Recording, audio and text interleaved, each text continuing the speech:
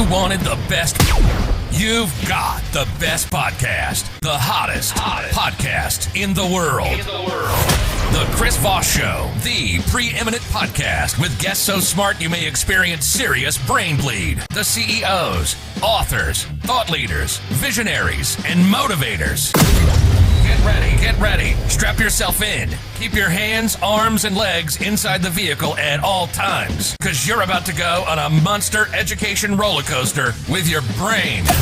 Now, here's your host, Chris Voss. Hi, folks. It's Voss here from thechrisvossshow.com. There you go. We always defer to the Iron Lady. As always, she nails it to the wall and tells us when the show is fully launched. Welcome to the big show, my family and friends. We certainly appreciate you guys being here. As always, we just have the most amazing guests, the amazing minds on the show. People who come share their wonderful stories of life, things they learned over their journey, and impart it to you and everything that goes in it. And, of course, none of those intelligent people are me. I'm just some idiot with a mic. But for 16 years, we've been bringing the CEOs, the billionaires, the government officials, the ambassadors, the Pulitzer Prize winners, all of the smartest people on the planet appear on the Chris Voss Show, except for me, and share with you what you need to know to make your life better and to learn stuff. Because we all need to learn stuff, and get better stories. Today we have Mike Johnson on the show with us today. He's going to be talking to us about what he does with his company, ClearPath EPM. He is a chief executive officer and founder of ClearPath EPM. And after a lengthy diplomatic security and law enforcement career within the U.S. government, Mike Johnson entered the private sector in 2010 as an executive with a global risk consulting company. In 2014, he founded ClearPath EPM, and since then, he's helped provide safety, security, emergency preparedness programs, and campus resiliency training to hundreds of schools, corporations, and other institutions in the U.S. and around the world. He deeply appreciates and understands diverse cultures, gained from extensive international travel and permanent overseas operational assignments within complex and often high-stress environments. He must have been in some of my marriages, too. He is a certified protection professional as awarded by ASIS International Certified, and has extensive experience in the delivery and management of safety, security, emergency preparedness, and operational resiliency programs. He's a well-respected expert in the development of emergency preparedness and procedures, situational awareness activities, vulnerability and risk assessments, and high-threat security operations, which is why I refer to him and have him do analysis whenever I date. Johnson is a Fort Lauderdale, Florida-based business leader. He serves on the board of directors of Winterfest and the board of trustees of the Center for Spiritual Living in Fort Lauderdale. He's also on the advisory board of National Association of School and Campus Police Chiefs. And as we were joking before the show, he is not, sorry to disappoint, the House Majority Leader currently. Speaker of the House. Yeah. Speaker of the House. Yeah, there you go. Yeah. I got that right. Yeah. It took me a while. I'm not sure I agree with 2 million people just left. Yeah, we just lost everybody in Louisiana. But Mike, that would have been just 5. Anyway, So welcome to the show. We certainly appreciate it, Mike. There you go. Thank you very much. Appreciate being on. And where's the drum roll after that fantastic opening there? I know people keep telling me they want me to follow around and MC introduce them everywhere. I think there's a monetization thing that I'm missing here. I just have a trumpet. Hear ye, entering the room. There you go. Exactly. So, Mike, give us did we get the .com for ClearPath yet from you? Yes. I was busy writing that joke in my head. Yeah, exactly. So give us a 30,000 overview in your words of what ClearPath EPM does. ClearPathEPM.com, Chris. So what we do is we help organizations, schools, churches, institutions, live events to prepare for disruptive events so that they can remain safe, secure, and live in a nice, clean world, healthy world. So that's kind of what we do, and we do it through a combination of a lot of different things, consulting, technology. But for us, it's really about what we call the human connection and making sure that from all the training you went in your previous careers. And what we find is, organizations just aren't prepared to deal with the things that inevitably they'll have to deal with. And so you handle that through training. And did I say training? Much like you and I did in our careers in the government, it's like thousands and thousands of hours of training. Mm-hmm. And so that we try to get the mindset for people to understand, to not be fearful of what might come, because you know what fear stands for, right? You're a smart guy, you know this. Yeah, you're gonna fight or flight, right? No, fear is future events aren't real. Oh, okay. So yeah. People come up with this concept of, oh, there's going to be an active shooter. The reality is that's a very low probability but highly catastrophic possibility. So you still have to have some basic plans for it. But so once people become fearful, they're like, oh my God, this is going to happen. Well, no, actually just sit back, think about what you got, deal with your vulnerabilities, train, and then when that happens, you'll be ready to respond. There you go. This is why the people in the military train so much, and like athletes and other things. Absolutely. So you're ready for, not only the activity you need to do, but any contingency. And I love the operational awareness thinking. You've got an app, it looks like, and several courses on your website. Tell us about some of that. Yeah. So we've started developing these online courses. It started, the first one during COVID, because the consulting business was kind of, it happened with consulting businesses. Mm-hmm. So we were contracted by the Department of State, Office of Overseas Schools, to develop this online course for U.S. State Department schools overseas called Prepare My School, and that became a 13-module, asynchronous training course. And the plan is to eventually do the same thing for churches, businesses, and live events. And it's a way, now people can sit and look at the training without having to come to our live training, and essentially get the same thing. It's a very interactive course, lots of activities. And, the idea is the more we can train people, let's focus on schools, the more we can train teachers, janitors, facilities people, when something happens, the better the response is going to be. And that's kind of the philosophy behind it. There you go. And people that are prepared, they're educated, that, they don't live in fear, but they're, and I think one of the things about fear is when an event happens, you do go into fight or flight mode. You go into, you can be destabilized by it. You can be locked down by it. And your responses are going to be probably not at the best they could possibly be in that case. And so by being prepared, knowledge is power to the extent it's used. And you can, therefore, have a blueprint to work from. When you think about, I was 28 years in law enforcement. And so you go in, I was military before that, but what's the one thing they train us for in military and law enforcement is to, when you hear gunshots, instead of running from it, which is the natural, human instinct, is to run towards it without even thinking. And so that's kind of the idea of I think training. And, I always say, and you'll appreciate this, that I don't want my clients reacting to an event. I want them responding. If you use the sports analogy, you think about, if you're playing soccer or football, whatever, if you're on your heels, you're going to fall on your butt, right? But if you're ready, that you're on your toes, you're kind of leaning forward, and the same thing with shooting or anything else. So that's what I always say is, response denotes prior planning and preparedness. Don't want you reacting. That's a kind of gut instinct. It may work, it may not work. So the training, planning, preparing is a much better way to do it. There you go. Yeah, give us a little bit about your glide path through life and how you got into this business and some of your experiences maybe with the U.S. government and stuff. Yeah, sure. So I started out, I was University of Mississippi and got a degree in criminal justice in ROTC, little stint in the Army doing counterintelligence, went to work for the Naval Investigative Service, which is the precursor to the Naval Criminal Investigative Service, civilian special agent back in 1983, and started out, and I was essentially working counterintelligence, counterespionage cases. I did some really large Navy spy cases back in the 80s. And then I left there, went to diplomatic security, where I spent 18 years in diplomatic security, served overseas in tours in Lebanon, Venezuela, Dominican Republic, TDYs in Colombia, high threat security details, things like that.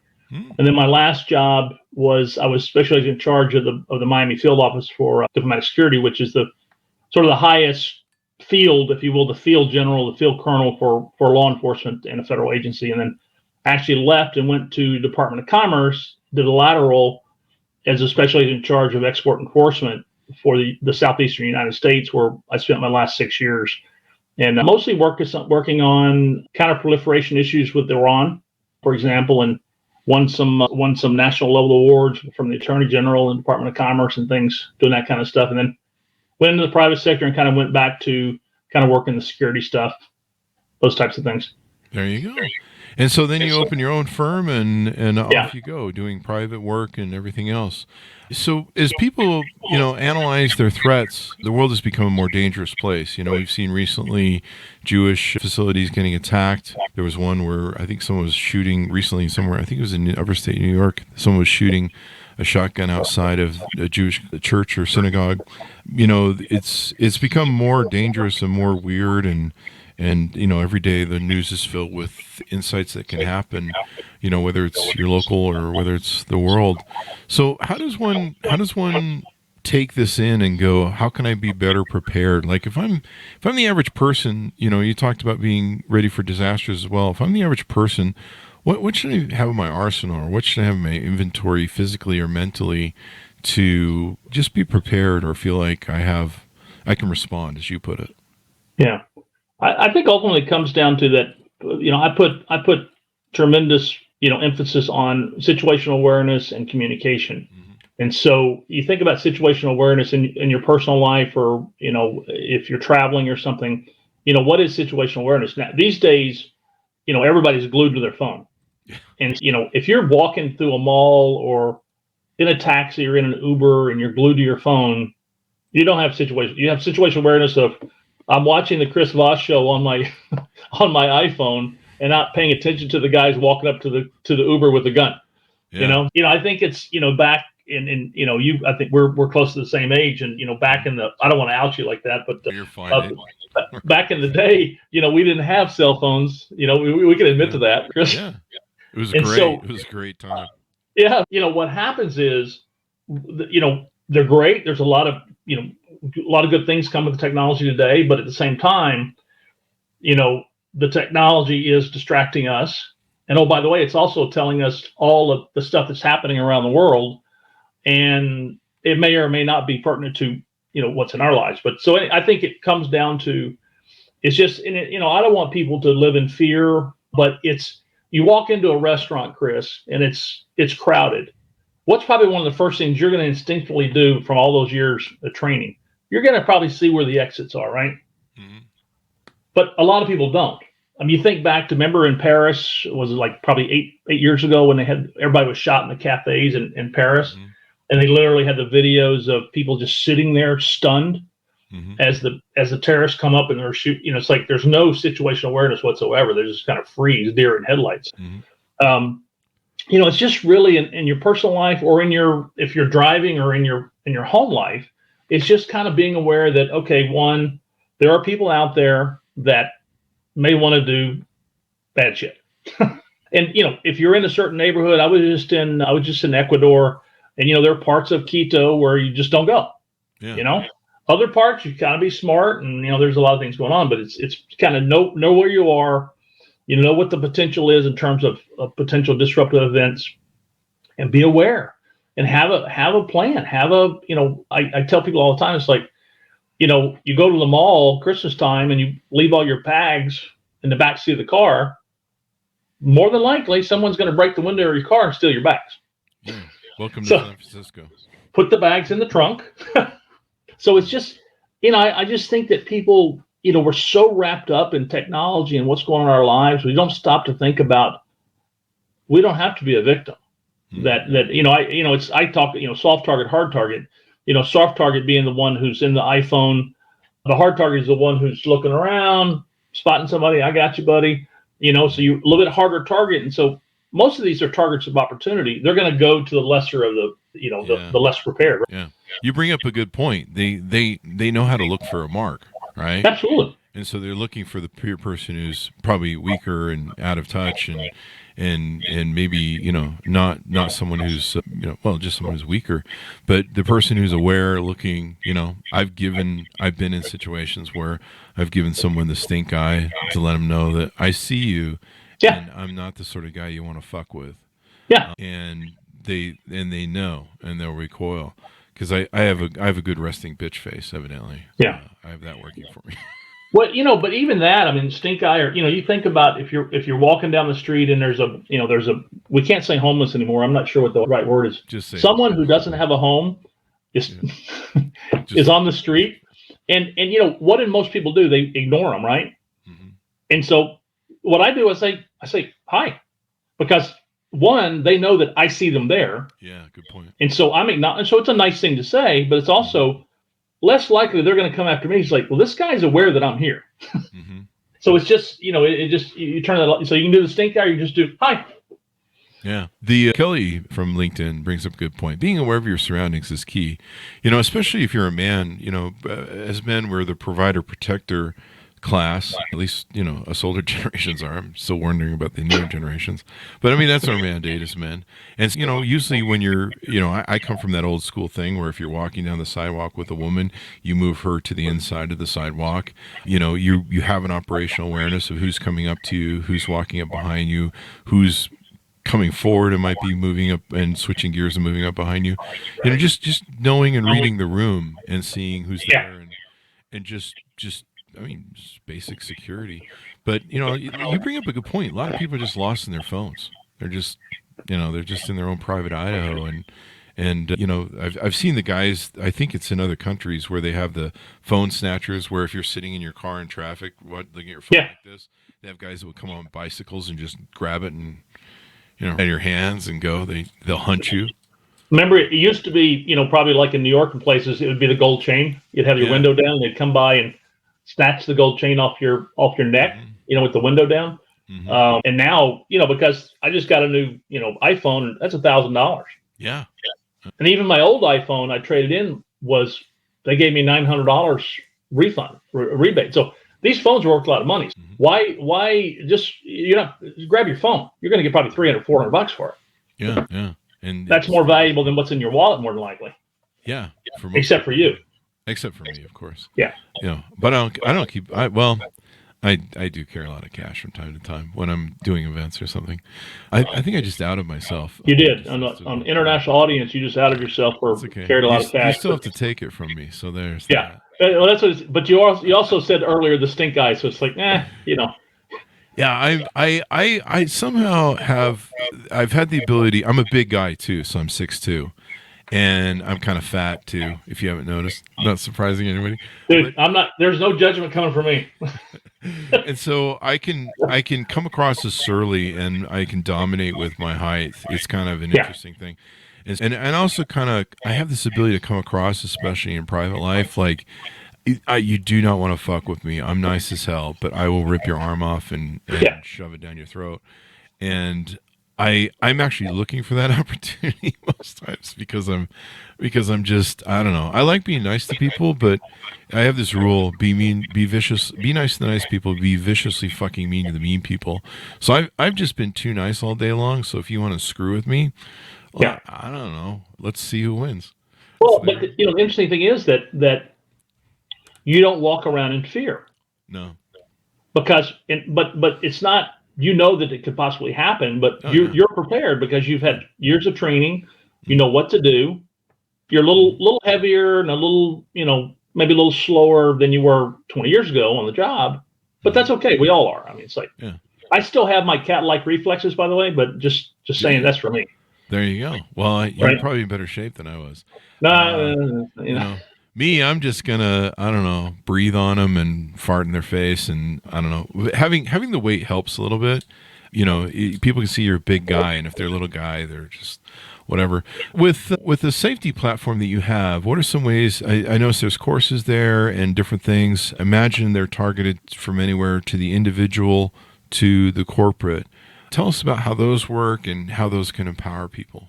So the platform is called Totality, and I developed this. I didn't do the technology, of course, but I was the subject matter expert on it, if you will. And it really came out of all those years of because my whole mindset has been preparedness and planning. And so I developed this technology that really addresses this human connection, which is training and data.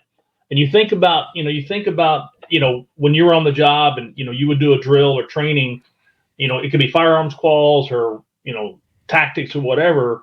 You're always collecting data on how did you do, because the next time you want to do better. And what happens is like just address schools. Here in Florida, the legislature, for me, politicians shouldn't be dictating how you do safety. But anyway, the politicians have said you will do a drill once a month in public schools in Florida.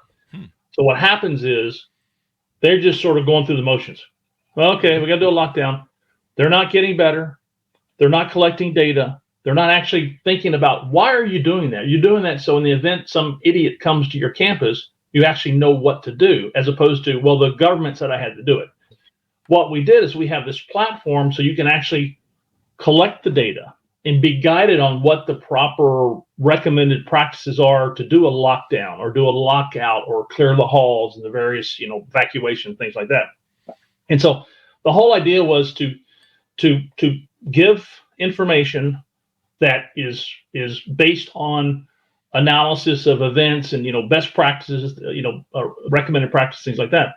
And so that's the whole idea behind the platform, is to allow people to oh, okay, now I'm actually collecting data. And if you look at the last 3 years of all the evacuation drills we've done at my elementary school, oh, wow, we've gotten really good, but we're still having issues. So people just, again, I always say that the reason you do a drill is not to do it for the sake of doing it. You do it to get better. When we went through firearms training, it wasn't just to, it was to actually maintain your proficiency and not get worse, maybe get better. But so that was sort of the genesis of building this platform, is so that organizations, schools, churches, houses of worship, understand the concept. Okay, I've got some structure now. I know what I need to do in terms of, planning, preparedness. There's a self-assessment for risks on there, for threats and hazards. And so you kind of take them through the what I have a 7-step process, which probably I should mention that anyway. And so basically it starts with assessment, is the 7 phases of emergency planning management, which is the EPM. And, you're assessing for threats and hazards, you're assessing for assets, and you're assessing for vulnerabilities.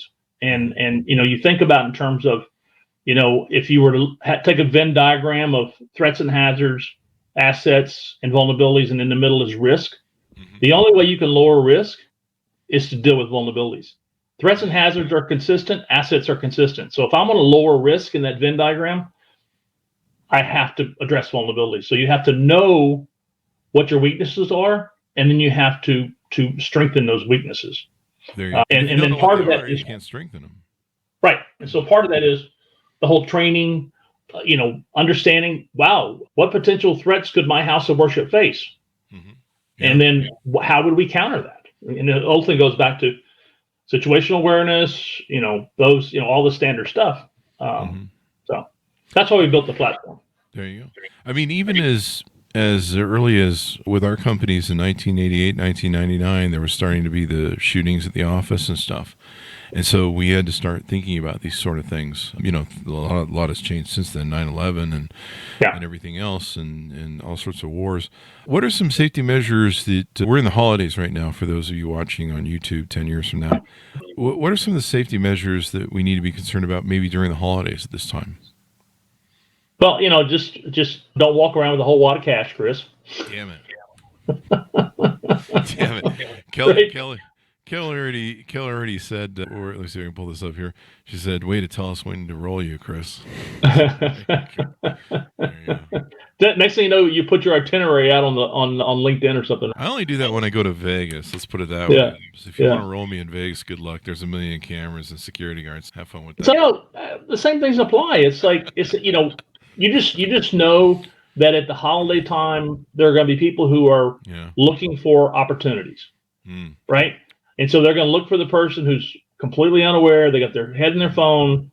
They're you're by yourself, man or woman. You're walking into a dark part of the mall. You're not paying attention. You're not checking your back seat of your car. It's all the standard stuff. And there is human nature is there's a sixth sense that will probably your hair raise up on the back of your neck. Remember that when something's happening, pay attention to that, right? Yeah. But if you're aware, you're probably going to see that before it even gets to that point. But it's really just put your phone in your purse, keep your purse or your wallet. If you might carry a man bag. It's not a bad thing. Just do you carry a man bag? No. No. Well, they call them MERS, right? A MERS? Is a MERS? No. If I Yeah. ever do that, I'm having myself checked. But I'm not judging anyone else who does. That's just a personal thing. Hey, if you want to carry MERS, that's fine, but just keep it zipped up. Yeah. I mean, the biggest challenge with a MERS or a purse is it can be ripped from you, right? Yeah. Technically. Yeah. So I've had. Well, it's a classic. It's like you got a purse MERS. You have the strap over your shoulder versus hanging on. Same thing. I carry a backpack when I travel. Mm-hmm. And if I'm in some sketchy, I'm going to put it both arms as opposed to one, where they can just rip it off. One of the things we do on our review channel that we did for years, and I've had friends that have had very expensive, that are camera photographers that have a lot of gear on them that are expensive, and they've been robbed. They've been robbed on the train in Germany on the train. Yeah. And so they make these bags, and I think they make them for backpacks, but they make camera bags where one of the tricks is if you're walking with your camera bag, they come up behind you with a razor and slice the cord and grab and run. And so they have ones that won't slice and stuff. I imagine they have the same for backpacks now. Yeah.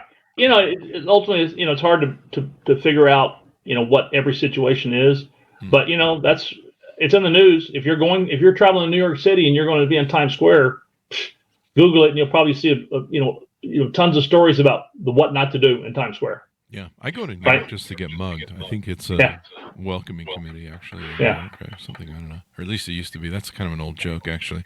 What threats do you see coming in 2024 now that we're turning the cusp of this year? I mean, we've got a couple wars going on. We've seen some activists from those wars that have used violence. Who knows what will come of it. What do you see coming in the future in the next year that maybe people need to be tuned into? I think the landscape from a sort of global threat perspective is pretty touchy right now. You mentioned Israel Hamas. That's not going to be resolved anytime soon. We're on the cycle now where they're dragging us through this. And for example, I was in Bogota right when the Israelis went into Gaza, and in Bogota they were attacking people on the street in Bogota. And Jewish or not, I have blonde hair, not likely. It's like. So I see that, unfortunately, kind of expanding out, that whole, Palestinian, Jewish, Muslim situation. And then, we got Ukraine, Russia. That's not going away. You still have to think about what's happening with Iran, with the threats that could get very nasty. There's sort of threats directed at the, seat of government right now, but that could change in a heartbeat. And then you've got all the various Hezbollah and all the functionaries of Iran and Hamas. And, we could very well see a situation, like you think back to the 80s. Remember, we were dealing with Baader Meinhof and, the Red Brigades and all the stuff out of, very well could see a situation where terrorism starts spiking again. We're seeing a lot of white nationalist stuff too. I mean, the thing that I'm not afraid of someone who looks like an immigrant or from the Middle East. I'm afraid of people who look like me. Angry white nationalists, for sure. Failure men who are bitter and angry and own guns. And that's who I'm afraid. That's who I'm actually looking for when I go into crowds. I'm not looking for the immigrant or the Middle Eastern looking guy. I'm looking for guys who look like me, and to me they're the most dangerous. I don't know. I could be wrong. I think definitely, on the domestic front, the whole idea of domestic terrorism is out there. It's honestly, it's so easy to get the tools of their trade, be it firearms or explosives or whatever. You think about back to Oklahoma City was the last probably big domestic terror incident, and was that like 94? Yeah. So definitely, I agree with you. It's like, that's something that, and honestly, I sometimes wonder if our national law enforcement intelligence assets can keep up with it. Yeah. I mean, you think about what Hamas was able to do in Gaza or attack the Israelis, which would arguably have the best intelligence apparatus in the world, and they got surprised. So what does that say about everybody else? Even the FBI has admitted that it's almost impossible for them to stop an event when it's about to happen. I mean, I think I saw FBI Director Christopher Wray speak recently that more people need to speak up and talk. Anytime I see one of these shootings go on, like school shootings, there's a lot of freaking people know this dude is off the rails. Yeah. and they don't say anything. They don't do anything. There are a few examples of where people are like, well, we tried to have him committed, and somehow he skipped past the background check. Let me ask you about this. Does people really need to get guns to feel operationally safe in their public environment? It's a very complex issue. I always felt like I've never needed a gun, and I've been in situations with people that have them in a confrontational situation where I caught them breaking in my car. I think there's a few other examples, but being able to keep my cool, not create a situation and know how to diffuse it was really important. But I don't know that if I would have had a gun, that it would have ended the same way. And and I've had friends that they get into situations, but they get into situations like, why are you at the Harley Davidson dive bar where the drugs are being dealt with your guns and their guns, and there's going to be problems? Like, my friend used to tell me this. Here's what you do: you keep one in the sock, and I'm like, I know, I just don't go to the fucking bar. Bar are you going to, man? I just don't.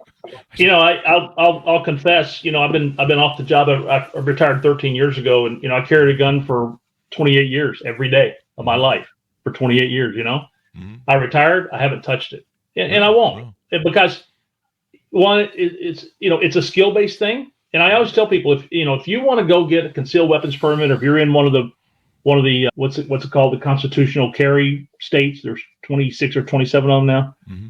That's fine. But here's the thing: be prepared to take someone's life. Wow. Understand the consequences of it. Mm-hmm. Be trained. And oh, by the way, more than likely, they're going to take the gun away from you. Wow. Because you don't have the weapons retention skill that you learn in law enforcement to actually keep somebody from getting your gun. Yeah. So if you're, like you, if I'm on my Harley, I'm at the Harley bar, I don't want a gun because I'm having a cocktail or something, or it's like my faculties aren't there. It's going to be taken away from me. So if you're committed to that, train, and understand the repercussions. If you pull that gun, you better be prepared to take their life. Yeah. And people have this fantasy that's very movie-like, that like, oh, I'll kill somebody.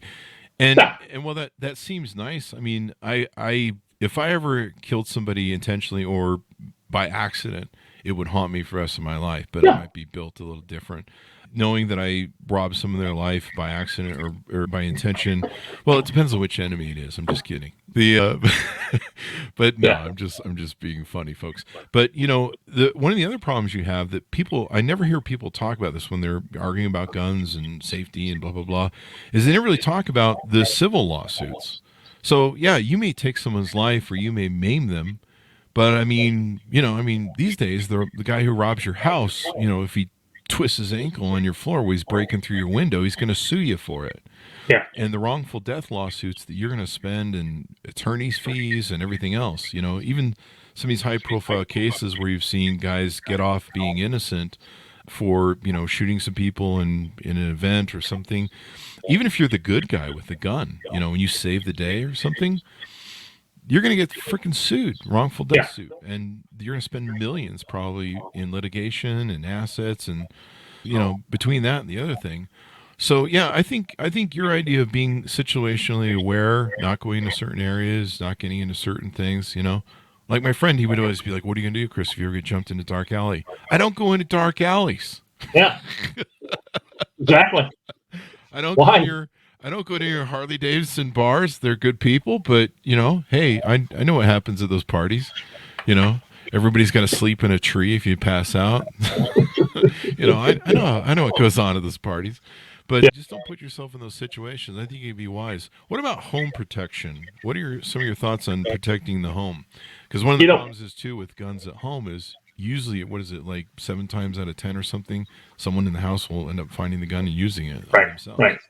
I used to get this a lot, particularly overseas, where, like in Venezuela, people say, I'm going to get a gun. I'm going to get a home. I'm saying, you know what? If you're committed to that and all the things you train, understand that you're going to take someone's life, get a shotgun. Because, there's nothing like that sound of that. Right? If you're carrying one or someone else is carrying one, you're like, uh-oh. Right? Yeah. And it's you can just have it on your phone, a sound. Yeah, there you go. I like that idea. The unmistakable 870 being racked. There you go. That'll like being, having dogs. I think my dogs are more aware of what goes on in the yard than anything. Yeah. Having that, I remember one time I put a beware of dog sign and my friends are like, your dogs aren't scary, Chris. They're huskies. Like they're not like Doberman pinchers or something. I'm like, doesn't matter. People, if you're breaking into houses, you see the sign, you just go, hey, I'm not going to try and figure out which type of dog that guy has. I'm going to move to this place that doesn't have the sign. In fact, it's one of the best security signs you can have. Absolutely. I mean, I have a lab. He's right here, asleep on the couch, and labs are they'll lick you to death. Yeah. But he will, if someone comes to the door, he'll bark. Mm-hmm. And it's a deep bark. And so most people, go to the house next door. They don't have a dog. Yeah. Get a dog. Alarm systems. Same thing. It's all the keep your doors locked. Yeah. How many times do people leave the garage door open, leave the cars unlocked? Mm-hmm. I live in downtown Fort Lauderdale in a nice neighborhood, but it's like we're just 2 blocks away from a bad neighborhood. Yeah. And so they come over here and steal bikes, and it's like, well, don't leave your bike outside. Yeah. We even have a camera in my garage so that I can see, number one, if the garage door is closed, because every now and then I'll muck that up somehow. I'm driving off and I'm thinking I've done it, and I'll be like, did I close the garage door or not? And so then I can check in. But it scans and pans the garage, because if somebody's going to break in the house, usually they're going to go for the garage first, like you said, looking for bikes, tools, and so there's that. But it scans and marks for those. And there's so many cheap security cameras now that actually do a pretty good job, I think. Yeah, but think about cameras. I get this a lot with my clients. It's like, oh, we want cameras. But cameras are great for forensics. Mm-hmm. They broke into your house. They want to see who did it. We know who did it. But you're not monitoring the camera unless it's a motion sensitive camera. You're just it's a forensic value. And humans in schools, a human can't sit and look at 47 monitors. Mm-hmm. After 8 minutes they can't see anything. It's just like they're. Yeah. Cameras are great for forensics, or if you get to close your garage door, you can say, "Oh, let me check my camera." Mm-hmm. The Ring doorbell, though, I think is great as just a deterrent, because if somebody enters that front space, and it picks them up, and you can respond, like I always respond like, "I'm home. Yeah, I'm just upstairs. I can't come to the door right now." Yeah. Like, the worst thing you could be like, "Oh, I'm at the store. What do you need?"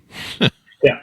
No, I love Ring, and obviously that's why Amazon paid $1 billion for them. I mean, it's great technology. Yeah, and low cost. Yeah, and once you pick somebody up on that thing, they know. Yeah. I mean, I've seen people try and steal them and rip them off once they know they've been made. It's like, dude, that's in the cloud by now. I don't know what you're thinking. Yeah, it's already on my phone. I mean, it's like, totally agree with you. Yeah. So you consult with all the different variations of people, companies out there. Should every company, if I'm a small business guy out there, a medium-sized business, a large company, do I need to have you coming out, giving training, talking about possible deterrents? In business, somebody, disgruntled employee can show up with a gun.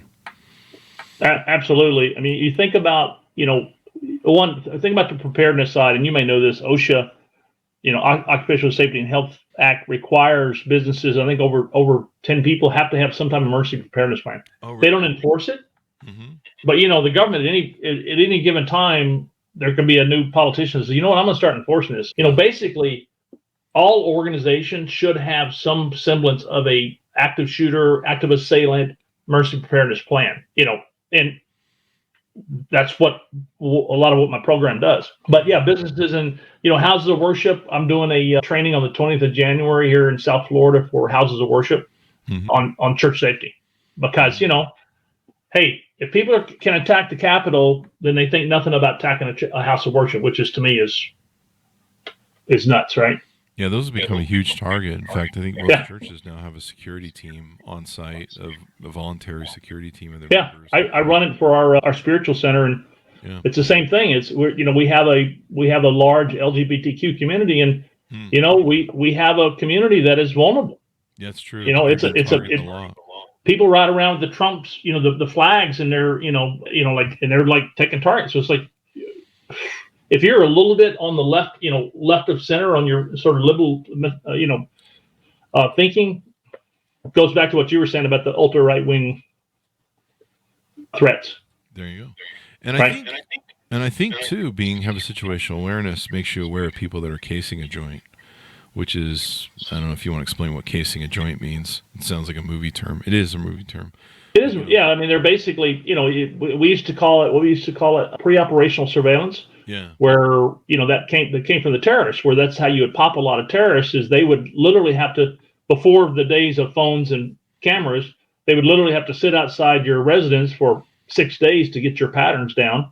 Mm-hmm. And so that's really, but even to this day, terrorists in a terrorist case, or they're going to attack a church, they're going to do drive-bys, because most of these guys want to get away. And so if you want to get away, you're not willing to die at the scene. Mm-hmm. Then you're going to figure out, you're going to look, you're going to watch, you're going to see what you're doing, which is why you got to be there to have that situational awareness. And that guy's been sitting in the parking lot for the last 2 Sundays.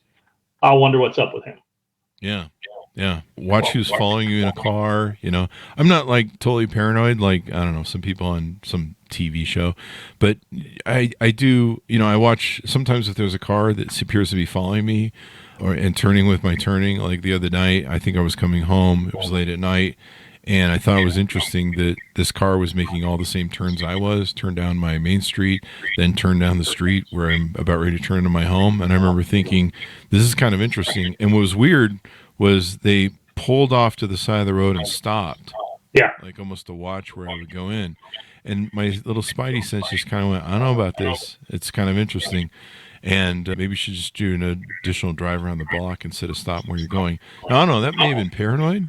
Maybe, but you never know. In today's world, you piss somebody off. Maybe, I was thinking, God, did I move lanes and piss somebody off? And now that we got some road rage issues and I don't see it coming. Well, you think about, to your listeners, so they would know that. I mean, you sort of had that instinct, but literally that's a perfect scenario. If you think you're being followed, you just keep on driving. Do not go to your house. Right? Drive to a fire station, drive to a police station, drive to a grocery store where there's a security, and go inside. But yeah, because it very well may have been they were looking at you. They liked your car. You gave them the eye at the restaurant or something, and yeah. But I mean, who knows? But if you see that car again, you're going to recognize it. Yeah, I give chicks the eye at the restaurants too. It gives it the same. It ends up doing the same thing. They run away screaming. Yeah, I was going to say, how does that work for you? It doesn't. I just have resting bitch face. No matter what I do, I can't win. Yeah. But I don't know. It works for me. I'm still single and have all my money, so that works. That you carry around with you when you travel. Yeah, exactly. Because I don't know. There's a joke there about Vegas not being alone in money, but I'll leave it alone. Give us your final pitch. How can people onboard with you, get to know you better, all that stuff as we go out? Yeah, go to our website, ClearPathEPM.com, and there's a lot of stuff on the website about upcoming training, the various training for schools, all the services we do, from security guard, management, and we do a lot of different things, and have a lot of talented consultants. Check us out on the website, and we have a LinkedIn page, ClearPath EPM on LinkedIn, or our company page. Mm-hmm. And you can reach out to us at info@clearpathepm.com. There you go. You've given us a lot of great tools, and women are more security obsessed than we are because they really need to be. And then usually they're targets and all sorts of evil stuff. It's definitely good tips for them as well. Thank you very much for coming on the show, Mike. We really appreciate it. Thanks for having me. Have an awesome day and a good holiday season. You too, man. Be careful this holiday season, And then don't leave the window open with your tree and all the presents for everyone to see from the road. That's exactly. Exactly right. Hey, look at this great tree we have. Oh, and there's really big presents on the ground there. There you go. Exactly. Thanks, Monis, for tuning in. Go to goodreads.com/Chris Voss, LinkedIn.com/Chris Voss, Chris Voss 1, the TikTokity, Chris Voss, Facebook.com, and all those great places around the internet. Thanks, Monis, for tuning in. Be good to each other. Stay safe, and we'll see you guys next time.